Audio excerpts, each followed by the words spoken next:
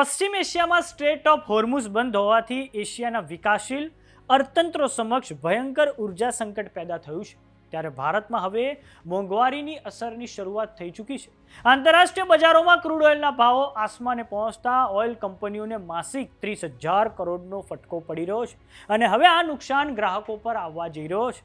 આંતરરાષ્ટ્રીય બજારોમાં ક્રૂડ ઓઇલના ભાવોની વાત કરીએ તો $100 પ્રતિ બેરલને કુદાવી ચૂક્યા છે. તો બીજી તરફ અમેરિકા અને ઈરાન વચ્ચે વાર્તાલાપ હજુ પણ અટકેલો છે. તો આવો જાણીએ સમાચાર વિસ્તારથી. નમસ્કાર, જમાવટ સાથે હું છું પાર.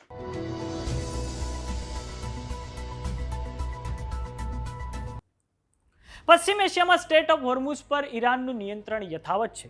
તો બીજી તરફ ઈરાનના બંદરોની નાકાબંધી અમેરિકાના સેન્ટ્રલ કમાન્ડ દ્વારા ચાલુ છે. ત્યારે તેની અસર ભારત પર પણ પડી છે.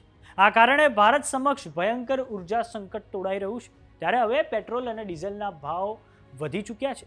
પેટ્રોલના ભાવમાં 3.14 રૂપિયા અને ડીઝલના ભાવમાં 3.11 રૂપિયાનો વધારો થયો છે. આજથી પેટ્રોલની નવી કિંમતો હશે 97.77 રૂપિયા અને ડીઝલની નવી કિંમત હશે 99.67 રૂપિયા. આ કિંમતો એટલે વધી છે કેમ કે સ્ટ્રેટ ઓફ હોર્મુઝ બંધ હોવાથી ક્રૂડ ઓઇલની કિંમતો આકાશ આંબી રહી છે.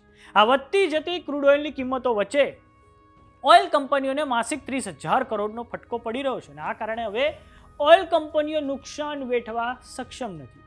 વાત કરીએ મહાનગરોની તો પેટ્રોલની નવી દિલ્હીમાં કિંમત હશે 97.77 રૂપિયા, કોલકાતામાં નવી કિંમત હશે 108.74 રૂપિયા, મુંબઈમાં પેટ્રોલની નવી કિંમત હશે 106.68 રૂપિયા અને ચેન્નઈમાં 103.67 રૂપિયા હશે.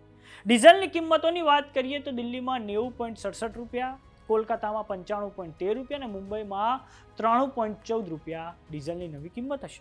વાત કરીએ ક્રૂડ ઓઇલના ભાવોની તો આંતરરાષ્ટ્રીય બજારોમાં ક્રૂડ ઓઇલના ભાવ ફેબ્રુઆરી મહિનામાં દર્શક મિત્રો $59 પ્રતિ બેરલ હતા. તે પછી યુદ્ધના મહિનાઓમાં આ ભાવ $113-114 પ્રતિ બેરલ સુધી પહોંચી ગયો હતો. ઈરાને સમગ્ર વિશ્વની સામે આ એક પ્રકારનું ઇકોનોમિક વોરફેર છેડી દીધું છે. હવે આપણે નકશાની મદદથી સમજીએ તો દર્શક મિત્રો, આ પશ્ચિમ એશિયાનો મેપ છે.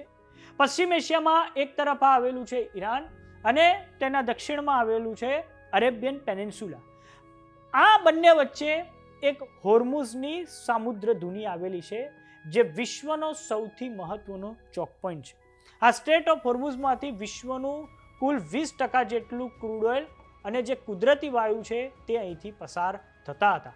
પરંતુ ફેબ્રુઆરીની 28મી તારીખે અમેરિકા અને ઇઝરાયલ દ્વારા ઈરાનની રાજધાની તેહરાનમાં આયતોલ્લા અલી ખામેની પર એર સ્ટ્રાઇક કરવામાં આવી અને આ પછી માર્ચના પહેલા અઠવાડિયામાં ઈરાન દ્વારા સ્ટેટ ઓફ હોર્મુઝ પર સંપૂર્ણપણે નિયંત્રણ પ્રાપ્ત કરી લેવામાં આવ્યું છે અને હજુ પણ અમેરિકા આ સ્ટેટ ઓફ હોર્મુઝને ખોલાવી નથી શક્યું. તો બીજી તરફ અમેરિકાની રણનીતિ શું રહી છે તો અમેરિકા દ્વારા ગલ્ફ ઓફ ઓમાનમાં જે ઈરાનના જે બંદરો આવેલા છે તેની સંપૂર્ણપણે નાકાબંધી હાલમાં ચાલુ છે. આમ એક તરફ સ્ટેટ ઓફ હોર્મુઝ પર ઈરાનની નાકાબંધી છે તો ઈરાનના બંદરો પર અમેરિકાના સેન્ટ્રલ કમાન્ડ નાકાબંધી કરીને બેઠું છે.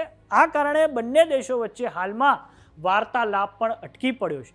હવે વાત કરીએ ભારત સમક્ષ ઉર્જા સંકટ કઈ રીતે પેદા થયું છે તો આપણું મોટા ભાગનું જે ક્રૂડ ઓઇલ છે, જે કુદરતી વાયુ છે તે અહીંથી આવતું હતું, જેમાં યુએઈ છે, કતાર છે, બહેરીન છે, સાઉદી અરેબિયા છે, તે આપણી એનર્જી બાસ્કેટમાં ખૂબ મોટો ભાગ ભજવતા હતા અને આ કારણે હવે ભારતમાં પણ પેટ્રોલ ડીઝલનો જથ્થો તો આપણી પાસે પૂરતો છે, પરંતુ આંતરરાષ્ટ્રીય બજારોમાં જે ક્રૂડ ઓઇલના ભાવમાં જે જબરજસ્ત વધારો થયો છે તેની અસર હવે આપણા પર પડવા જઈ રહી છે અને હવે આપણી પર પણ મોંઘવારીનો માર વરસવા જઈ રહ્યો છે.